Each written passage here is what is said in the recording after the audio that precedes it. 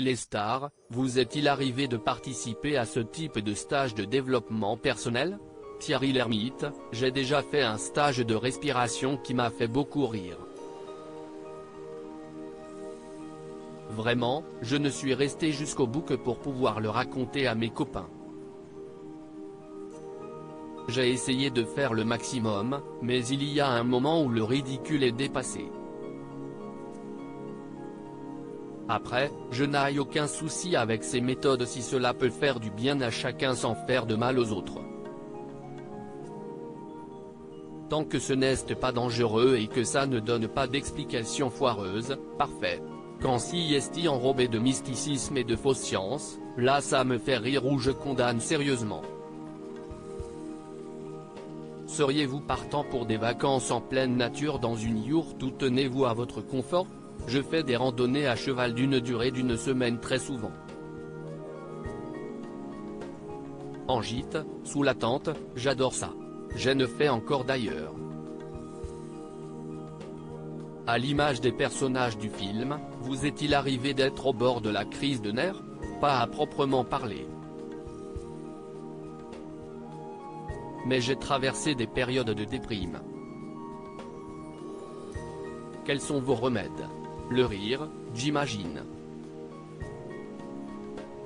Le Séroplex. Pardon? Ou le Prozac si vous préférez. Je n'ai rien contre les méthodes alternatives suggérées dans le film.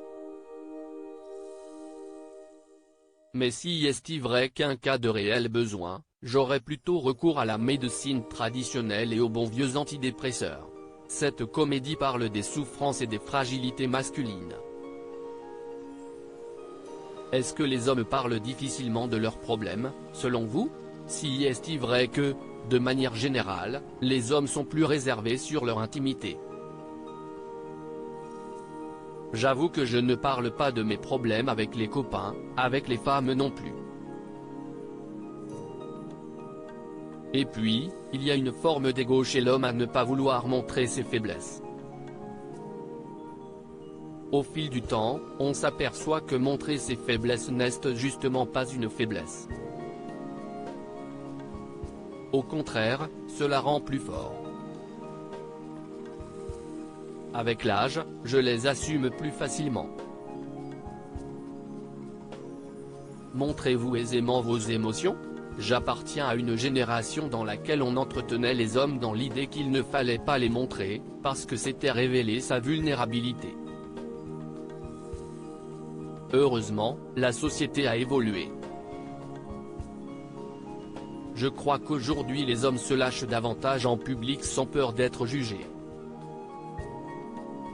La normalisation de l'homosexualité, notamment, a permis aux hommes de se montrer chaleureux entre eux sans que cela soit systématiquement perçu comme de l'amour ou de l'attirance sexuelle. Pour ma part, l'âge, encore une fois, m'a aidé à libérer mes émotions. Il m'arrive même de pleurer devant certaines séries télé.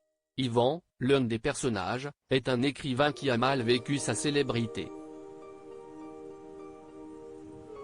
Et la vôtre, vous la vivez comment? Comme une composante de ma vie.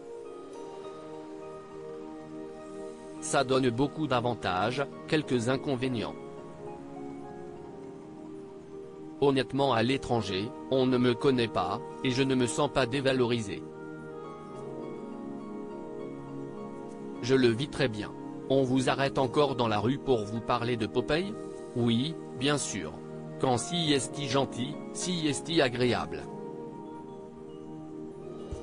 Parfois je me prends le coup de vieux. Forcément, les gens m'ont vu la veille à la télé dans Les Bronzés, et ils me rencontrent le lendemain, si est-il sûr, 40 ans ont passé depuis. Ils rient. En salle le 25 mai 2022.